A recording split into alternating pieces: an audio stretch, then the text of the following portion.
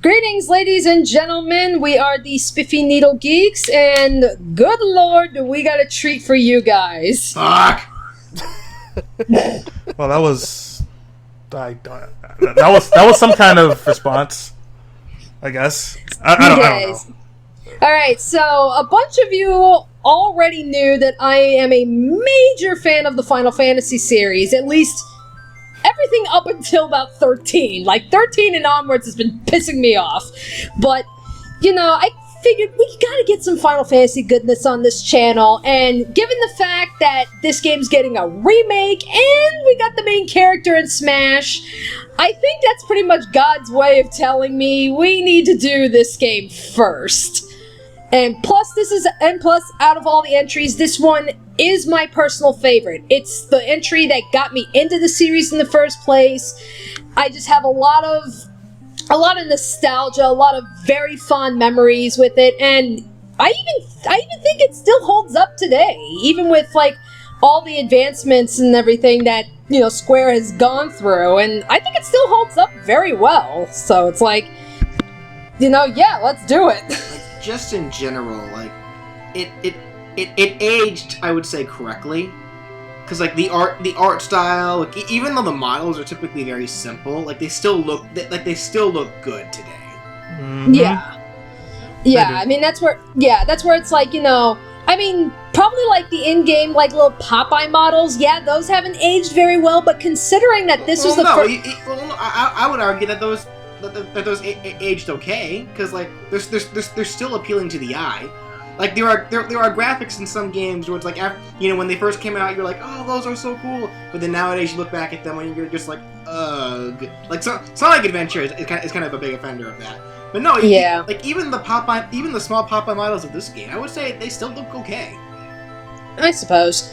But regardless of that and everything, I mean, there is a reason why they look the way they do. I mean, there's a lot of development history that I am very much well aware of, just because I'm such an avid hardcore fan of Final Fantasy VII, so I will be bringing up a lot of, like, development history, some background information, and all this other stuff, and, some of these people that you're seeing in the credits here, they should be very familiar. Tetsuya Nomura, he actually was a monster designer in the early Final Fantasies.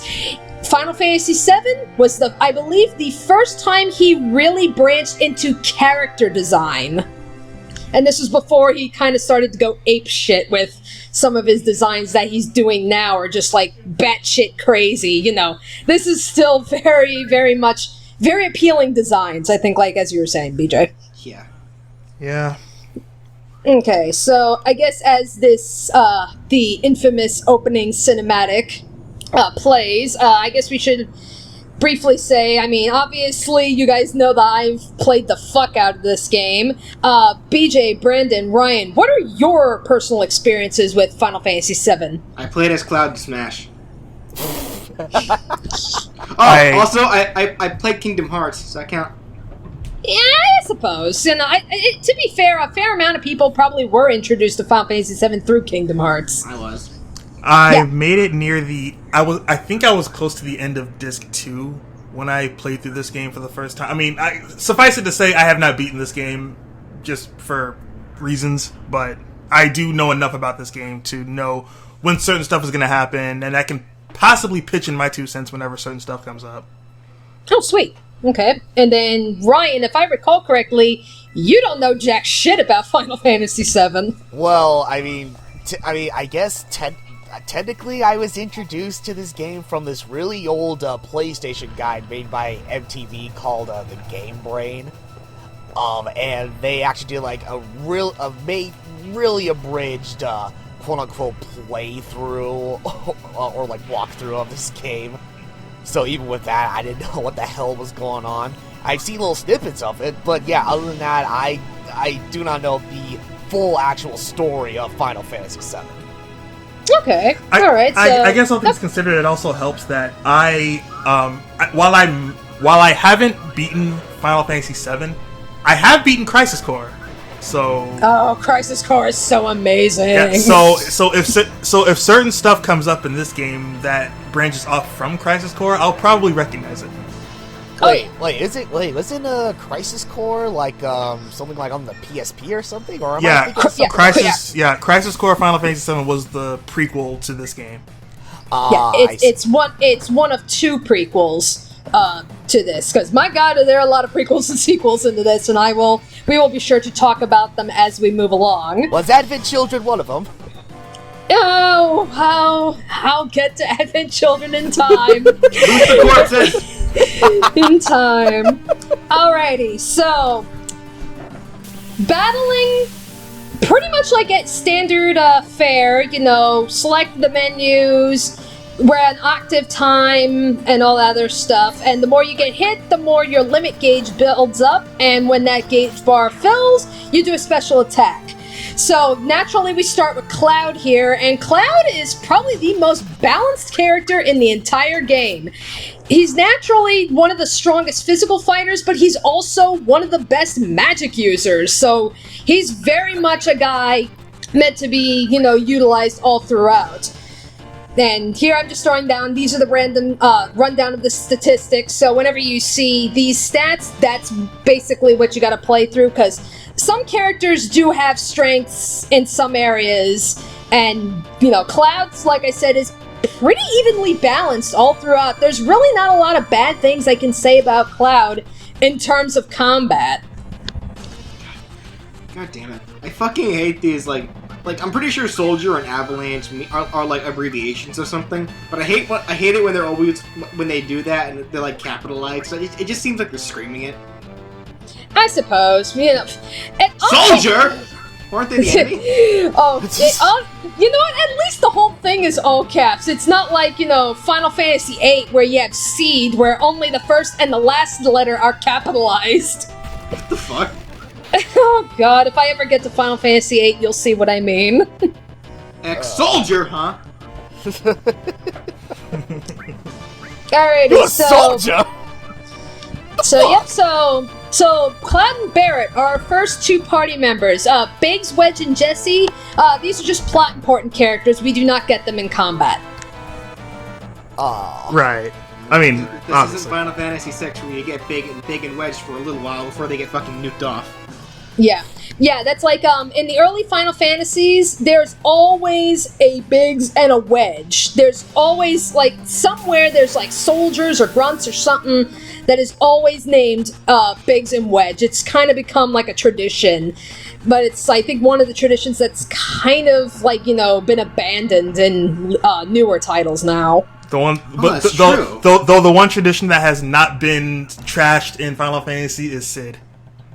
Oh yes, and we will get to Sid in this game eventually. If I recall correctly, Sid has been a character. If I recall correctly, Sid has been a character that's been around since Final Fantasy II. I believe that is the case. And now in Final Fantasy 15 we have Sydney. Yeah, that's it's been a very long time since I've played Final Fantasy II. So, I guess, for those who are, I would imagine you guys are reading the text boxes and everything, but for those who aren't really paying attention and have just been listening to us, very brief plot synopsis of what's been going on. So we are in the group Avalanche. Avalanche is a rebel group. They're actually eco-terrorists. And what they're trying to do is they're claiming that the evil empire of this game, if you could call it that, the Shinra Corporation. So Shinra has basically devised machines, these reactors, to suck out the lifeblood of the planet and convert it into what is known as Mako energy. They're basically using the planet's life source as a natural resource. In other words, the enemy of this game is the electric company. Pretty much.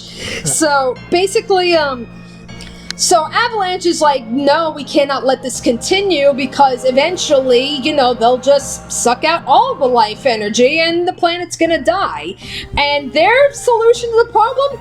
Blow up the reactors. Who cares if it causes any, all kinds of damage and everything and fucks around with the people? Those reactors must die. Shit. Alrighty, so now we can talk to Barret a little bit here. So, Barret Naturally, just by looking at the guy, he is more physical-based rather than magic. You know, ideally, you do not want to use him for magic whatsoever. He has very high hit points and defense, so he can be a tank. He's one of the few characters that's actually a long-range fighter, and what that means is, I don't really utilize this too much for whatever reason, but when you're in battle, there's a front row and a back row.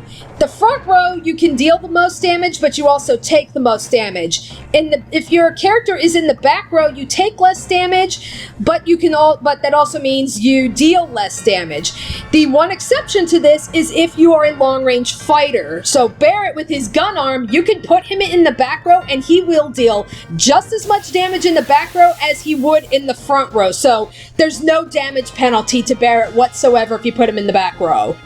Nice. Alright. There's only 3 characters in this game that have that ability, and we will get to the other 2 in time. The only thing with Barrett you have to actually be mindful of is that most of his weapons are long range. He does have a couple, though, that are not long range. Like, he may equip, like, a glove or something, or, like, a big cannonball, or a massive pair of scissors or something that he has to just do melee damage. Wait, what? Scissors? Yeah. Barrett's scissor hands. Yeah, that he equips onto his gun arm. Well, which I'm sure we'll get into later if that doesn't. I gotta finish my art project. Anyway, anybody needs some hedges trimmed? Arts and crafts, baby. Alright. And obviously, you know, again, lots of talk about, but obviously, I am only keeping combat battles that you're seeing is the first time we run into a monster, boss battles naturally, if there is like a special condition or something that I'm doing, like if I'm going after an enemy skill, I will show off that battle, even if it's against an enemy we've already faced before. Right, just to show off that if there's an enemy skill, or show off which monsters give off which certain skills that you will probably want to take with you along the game. Exactly. Well, you don't really need to worry about that until you get the enemy skill material. Well, yeah, but right. I mean that's what you're initially gonna want to do when you're running against enemies that have certain skills that you want. Mm-hmm. It's like I never noticed that line of dialogue before. Barrett's like, "Cloud, set the bomb." It's like, "Why don't you do it?" I can just imagine Barrett in his mind going, "How the fuck can I do this? I only got one working arm."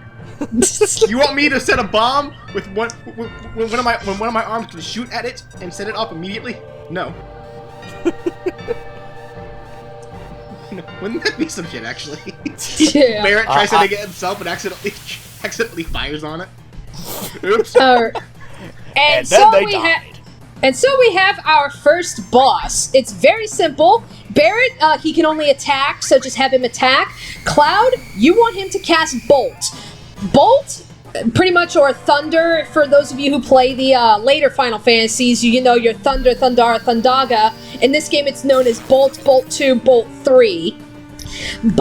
Electric magic will always deal double damage on robots. Oh, limit break. And here's our first limit break. Just a jumping attack. Pretty simple. Now, Cloud's forward air and smash. Yeah. Now here's the thing with limit breaks.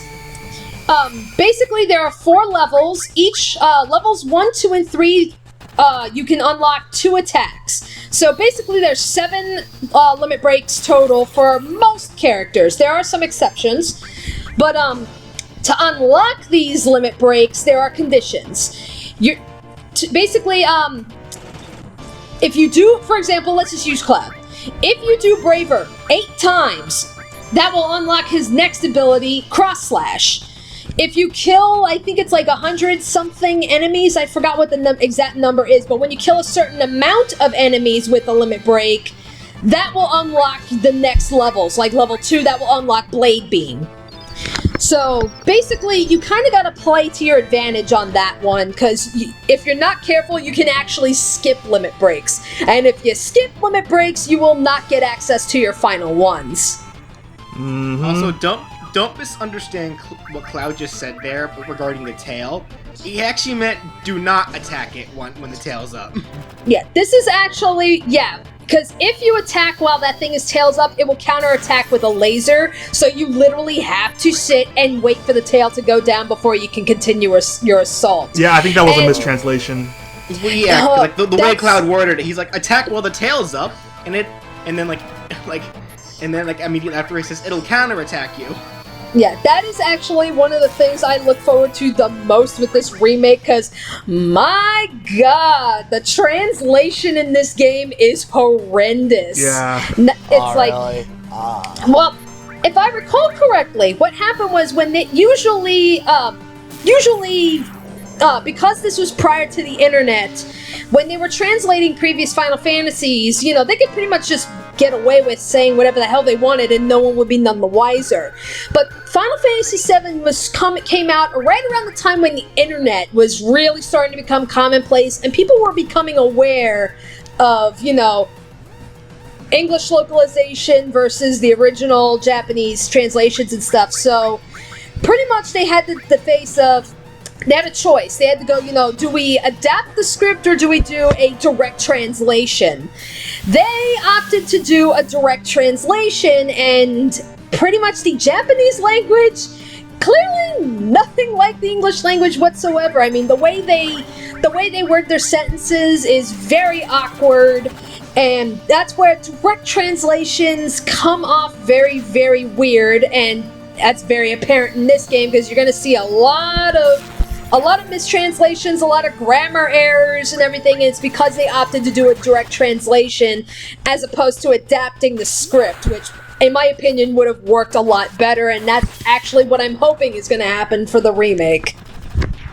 Yeah, I mean, it looks like, from what we've seen already, it looks like they're going to be doing a lot of things different. Like, even, like, just from watching the beginning, like, because the trailer showed, like, most of the beginning of the game, and it looks like they're going to be doing a lot of things differently already, so... Mm-hmm. Well, I mean, that's like, I think, like, especially because, you know, you have your people that are like your sub-purists whenever it comes to anime. Like, they hate everything English translated because apparently it ruins everything, or they fuck up lines and everything, and it's like, to me, it's far more important to adapt the script into a different language than it is to directly translate it, just because you are dealing with a completely different language altogether. I mean, it's like, I can forgive if a line is not exactly the same in English as it was in Japanese, if it makes sense in English. I'm curious how Jessie got her legs stuck in there. Their feet are clearly bigger than those holes. I have no idea, but it is important to talk to Jessie there, because if you do not talk to her and just continue on up without her, you will not be able to leave the reactor. Yeah, the game will punish you for being a fucking asshole. Yeah, because because if you remember, right at the beginning of this reactor, you need both Biggs and Jessie to open the doors. So yeah, you kind of need her to open a door in order to get out. Otherwise, you're gonna go back and you're gonna have to get her, and that's just gonna waste more time. I mean, 10 minutes is more than enough time to get out, but still, I mean, it's a beginner's trap. Okay, is everyone here and accounted for? Wait, where's Jessie? No, I just left her with her leg cut, with her leg stuck. Wait, what do you mean you left Jessie behind? Are you crazy? Well, Barrett's with them, so he would clearly see that too. Oh, really? Oh, shit. Yeah, Barrett's currently with them. He's just inside of Cloud somewhere. He's in Cloud's hammer space right now. Hammer space? Yeah, there he is. What else do you call it? When the characters clearly walk into Cloud. And they just disappear. Fusion. But then we should be getting some kind of Cloud Barrett hybrid. I'm gonna draw that now, by the way. Oh no. Not really. I mean, with Piccolo fused with like Kami and Nail, he stayed the same. Well, they all look exactly the same anyway. So you know what? Actually, come to think of it, they're coming out with this new Dragon Ball Z game that's going to introduce more what if fusions. One of them is going to be a fusion between Piccolo and Krillin. Oh my god, yes. It's literally a shorter Piccolo with like the 6 dots on his forehead. Yes. I don't care how ridiculous that sounds. I want that. Comedy because he's fat. That's not why. I thought because his ass was on fire. Alrighty, so I guess, so I guess while we move in through to this next bit, a little bit more development history. So prior to Final Fantasy VII, Square was releasing the Final Fantasy games on Nintendo systems. And then along comes the Nintendo 64 and the PlayStation, that console generation.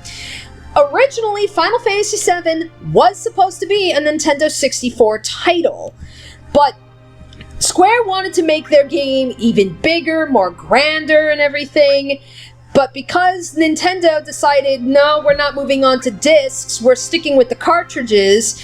Basically, if Square had stuck with Nintendo 64, Final Fantasy VII would have been multiple cartridges. I don't even know how many cartridges it would have taken to have done Final Fantasy VII.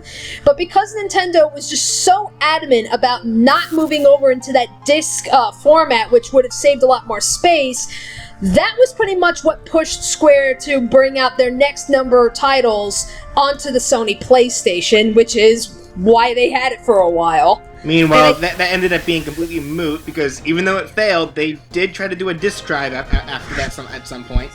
Yeah. Yeah, but it's like, so this is where I'm thinking the whole little Popeye models and everything, I think that's why they look the way they do, is, by that point, by the time that decision was made, I think that, they've already worked so much into it that it's like, you know what, we're not going to just pitch what we've done and start over from scratch. We're not going to pull a Final Fantasy 15.